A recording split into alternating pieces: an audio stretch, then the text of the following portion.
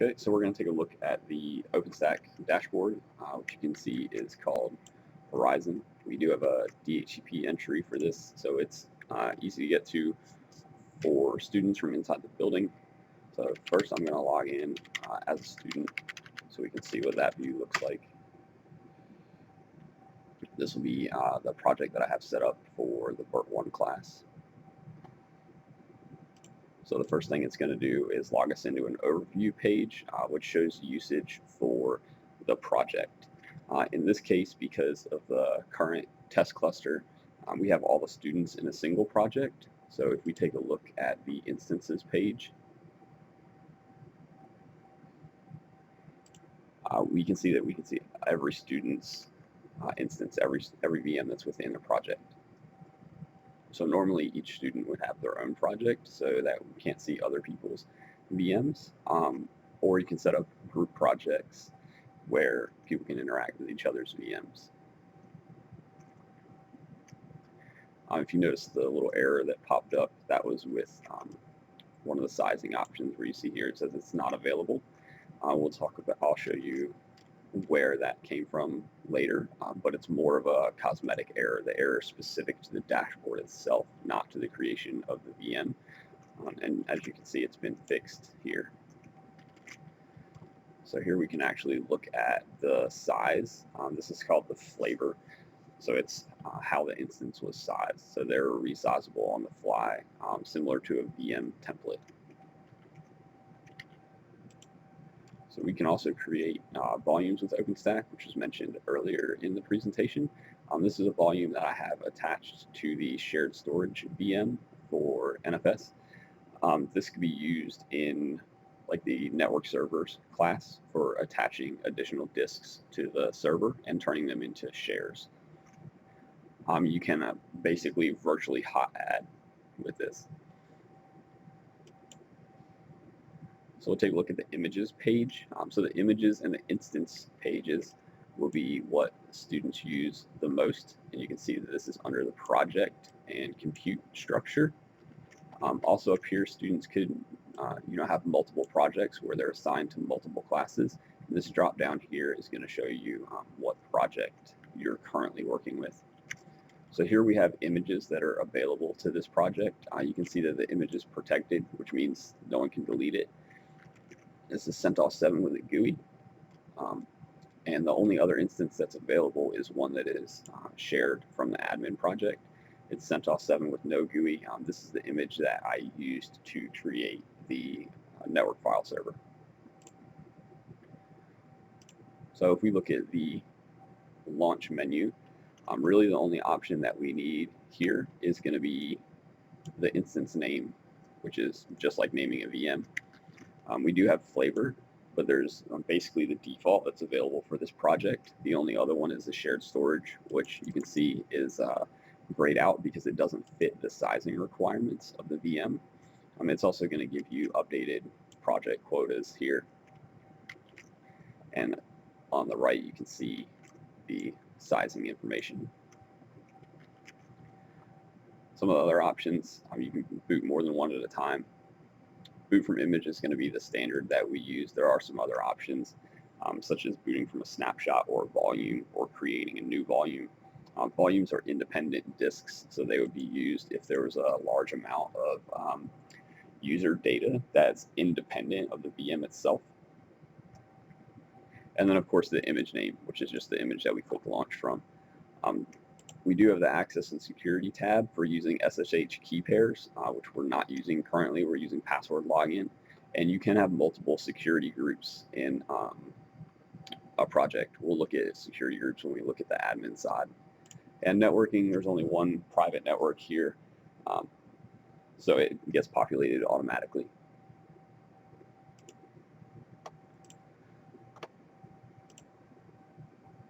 Let's take a look at the network topology. So you can see we just have the one private subnet, which is what all the VMs are addressed as. So this is going to be a virtual private network, and then we have virtual router, and the virtual router is connected to the default public network for OpenStack. Again, that's a virtual network, but it gets natted to the real physical public network for outside access. And those are all configured by the administrator. So we can see all the devices that are currently attached to the network and all their addressing information and the subnet addressing. So if we jump back to compute and instances, we can see that our instances have 2 IP addresses. They've all been assigned floating IPs because students have been using them. So our 192.168 address is the address of the VM that's on our private subnet. So when the VMs are communicating with each other, like if this RJD and GLB instance wanted to communicate with each other, they would use the .32 and .31 addresses. For the students to connect to those VMs, they're going to use the 10.238 addresses. And that is done over here in the drop-down with associate floating IP. By default, that's not going to be there. It has to be added. And you can see that we have a number of options for pushing activities to the VM or pushing actions to the VM. Terminate instance is going to be the same thing as delete. So it's once you terminate an instance, it's not recoverable. You delete it. All right, so let's take a look at the admin side.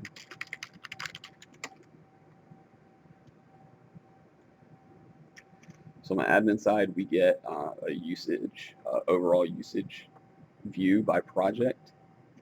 You can see that I'm an admin in the Vert admin project. Admin also has a project by default. And you can see in project, I have a number of other images that are in the admin project that were not available for the Vert admin 1 project. And we can also mark instances or images as public, so accessible to any project. Currently, we do not have any images marked as public.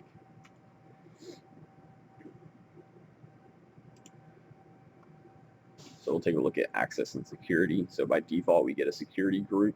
This is essentially firewall as a service. So we can manage rules here. Right now, I have it wide open. Same with the Vert project. But essentially, this is going to create IP table rules, port forwarding or NAT, and then accept or reject depending on what settings we add here. So you pretty much do any kind of firewall configuration you want from the GUI here.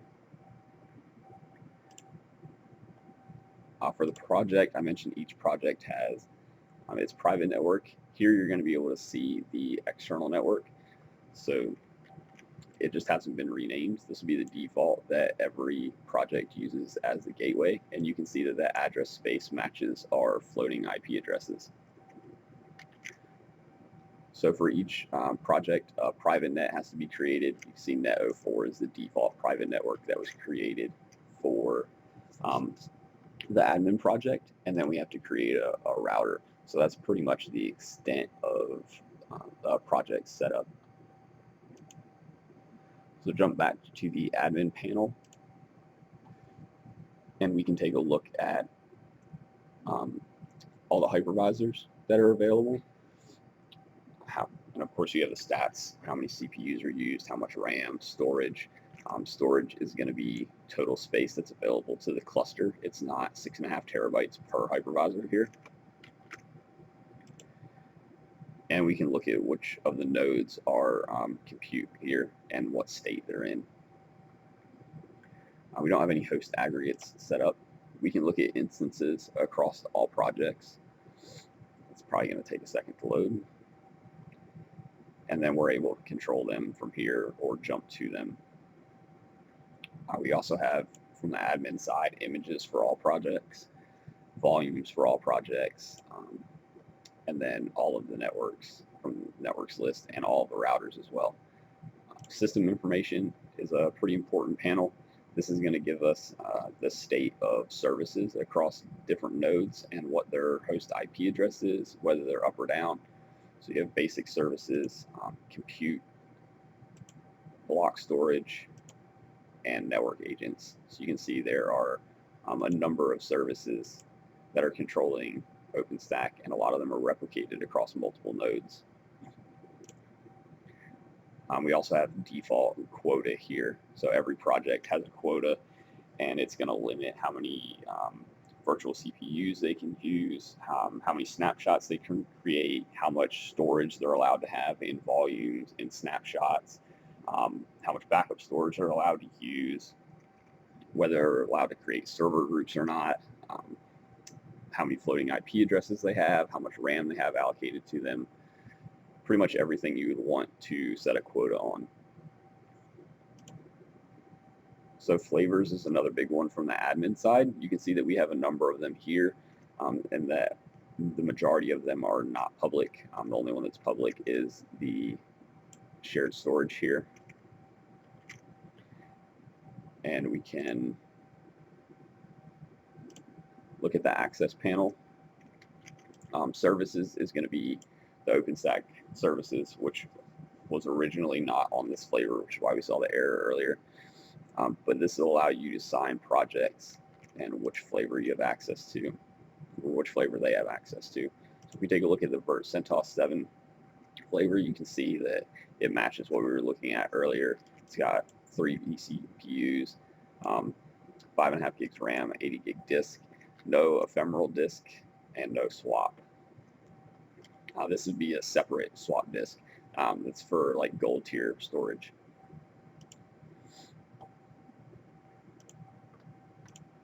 All right, finally, we'll take a look at identity information. So we would set up a project. If there's AD integration, this identity panel is not really used because all of that information is pulled in directly from AD. However, without AD, we create projects here, and as we create the project, we also assign users to it. So here we have just the project name, project members that we can assign to it, and you'll also see some of the OpenStack services here. And then quota information if we want to modify that from the default. And the user panel, we have a number of users set up, and they're pretty basic setup. It's just a member in a project, or an admin or a project in a project. And those are pretty much the only 2 roles. And that just gives them login access. Okay, so we'll switch over to look at the Fuel dashboard. This is like the cluster configuration backend. So we talked about the Fuel master node. This is the web portal for that. So you can see that we have an operational launch with 9 nodes. And this is going to be, you can see that it's 144 gigs and 17 terabytes of storage and 72 cores, which does not match what we were looking at for our hypervisor list. That is because this is the total resources in the entire cluster, so not just the compute nodes. So we can take a look at this, and when we're configuring the cluster, this is going to be the default page after we select what kind of deployment it's going to be, where we can add nodes. So you can see that we have the controller group where this node only has controller, and then the 2 controllers with the Ceph role, which is for storage, Ceph object storage, 4 compute nodes, and then finally the 2 compute nodes that also have Ceph storage. So each of these has disk configuration. They can be configured in pairs.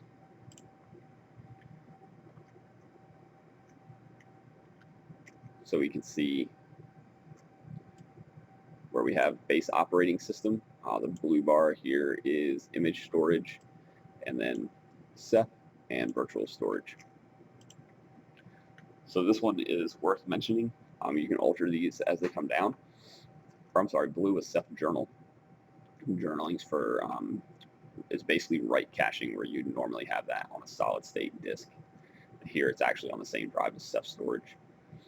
But virtual storage here, we need to have enough space in there for temp for image movement, and then the non-temporary storage for images is proxied to Ceph, and then this is just going to be base operating system. So you can see that the controller nodes don't have that virtual storage, and then the Ceph nodes do not have, or just the plain controller nodes are just base operating system, and the compute nodes that don't have Ceph, they don't have identical disks, just have larger virtual storage, and again, that's temporary storage while those images are being moved around or cached in between their locations for Ceph storage. So all the interfaces are configured the same for network interfaces. You can see that we have the PXE-boot network, which is not going to be movable, is on the first NIC card. And then we have public management and private networks are all run on the second NIC, which actually public should have been up here to optimize the network a little bit further. It's not going to make a huge difference for the current cluster. Our private network is actually tunneled over the management network. So this is really only here for NATing purposes. It's kind of virtual, but in the network configuration in Fuel, it is going to look for that VLAN on hardware. It's going to make sure that it can receive tagged frames there. And you can see we have storage is going to be on a 2 gig lag. It's bonded on all the Ubuntu nodes. So they are. It is using LACP at layer 2 for storage. You can see that we also have jumbo frames set for all of the interfaces. So take a look at the network panel. We have all our addressing, public address space, and we have the IP range here, which this is going to be the public address range for the nodes. It's their public address, the actual servers. Just site notation for the address space, what VLAN. We're going to use the gateway, and then we have the floating IP range. So this is going to be the public IP that gets assigned to an instance for access to it. The management, so internal management between the nodes, has an address space and a separate VLAN if you want, so everything's able to have a VLAN ID, which of course we would use on everything. Again, the private network, so this 10.23.0 address, you could see if you look at the actual virtual interfaces and the Ethernet configuration on the compute nodes, but nowhere else will you ever see that. And it's basically used as a bridge between the private virtual interfaces and the public interface. It's used there, and of course we're using GRE tunneling. So we have the available tunneling range. This is much better configuration than VLANs. You don't need a separate VLAN for every project. The tunnel ID automatically gets assigned, so there's no additional hardware configuration, and we can support over 65,000 users or projects. And this is just going to be the default private networking space that it gives, and then DNS addresses that are assigned to instances by default. So you can see here we have the network tests, which is definitely important to verify before deployment. The one thing that's not going to be able to verify is LACP, because at this point, whenever this test was run, it was pre-deployment, so those interfaces hadn't been bonded yet. We also have additional settings for the deployment, whether we're using quotas, hypervisor type, how storage is going to work, initial kernel parameters, repositories. If we're running a syslog server, which in production we would definitely want to run a syslog server, we'd probably use a Zabbix server for that, which is kind of the default cloud monitoring for the Linux end. Storage roles, and then finally our upstream DNS and NTP for the servers themselves. The big things here are logs. We can pull logs from every server and their various roles. and of course health check, which is very useful for just first step for post deployment, and also whenever configuration changes are made or nodes are rebooted or anything like that, we can come in and run health checks, and it'll run functional tests across the network. You can see that the last time I ran this was after I made some configuration changes for nested VMs. So I changed the CPU configurations for compute, and it actually failed on instance live migration. I did fix this and manually tried migration. I just didn't rerun the test yet. So it's going to test pretty much all the functionality that we can do with OpenStack. You can see that these platform services tests are going to be heap. So it's looking at basically orchestrated deployments, which we don't really have a use for with the current deployment. And it's going to check stuff like stack auto scaling. That's for more advanced cloud app configurations. And so, of course, after deployment is successful, it's going to tell you where the dashboard is accessible. We have a DNS entry for that on the ClearOS box. So that's the dashboard that we looked at before this.